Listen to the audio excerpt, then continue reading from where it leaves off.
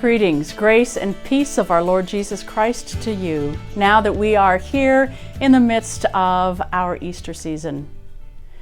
I have to say I was so impressed with all of the things that I had a chance to observe about our worship for Holy Week at home and for Easter. It was beautiful, it was creative, we did such a good job. I have to salute you, but I also know it was a great deal of work. It was, in fact, a very precious and a costly offering. I have to say that that is something that makes me think about the story of Jesus' feet being anointed with perfume in the Gospel of John. In John 12, Jesus is at table with his friends. It's about a week before Passover, and while he is there, Mary approaches him, and she puts expensive ointment over his feet, and we hear that the room is filled with the fragrance of that offering. And I think the fragrance was not only the perfume, but it was also the self-offering that she gave with that act. And that has a lot to do with what we are doing today. We are offering the best of what we have given our circumstances, and it's a costly offering.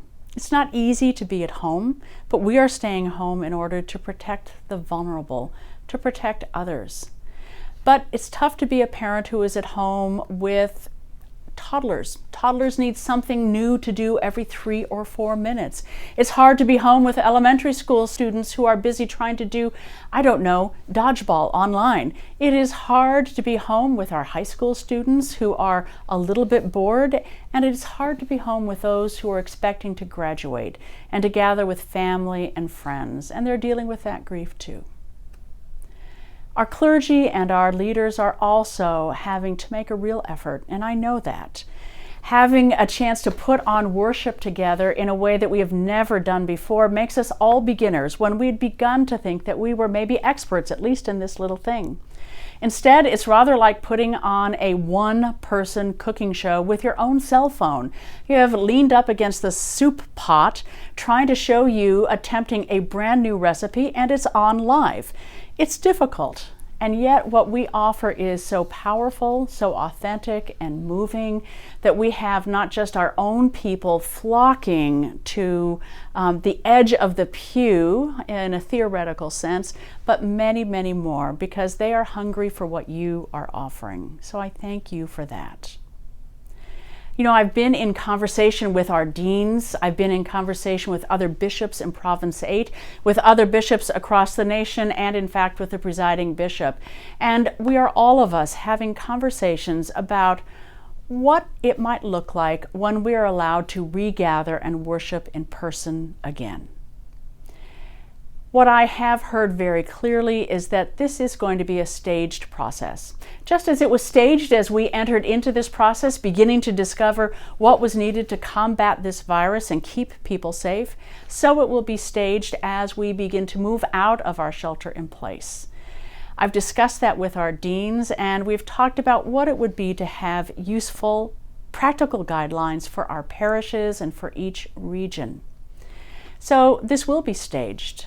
Every region may exit the need for sheltering at a slightly different rate in our area.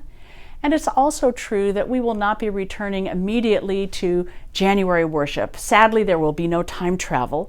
Instead, we will return to being in the same building with whatever is the current number that's allowed, and we'll be wearing masks, and we will be rejoicing at worshiping together, even if you can only see the smile by the lines around our eyes. My friends, you are giving something very precious to God in these days and in these weeks, whether it's through extra effort, or loneliness, or frustration, or worship given at your home altar.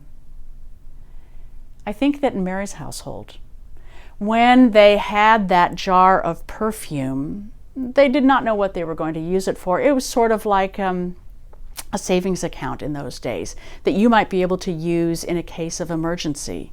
It wasn't an emergency, but Mary realized that now was the time to make that offering. So she broke the jar open, and she laid it on Jesus' feet. We had not expected to make offerings that look like this either. but now is the time. I thank you for making such a generous self-offering, fragrant, and full of beauty and humble love. Not only are our neighbors and our friends and our families receiving that offering you are making, but our Lord Jesus Christ is receiving it as well. And after all, it is for Him.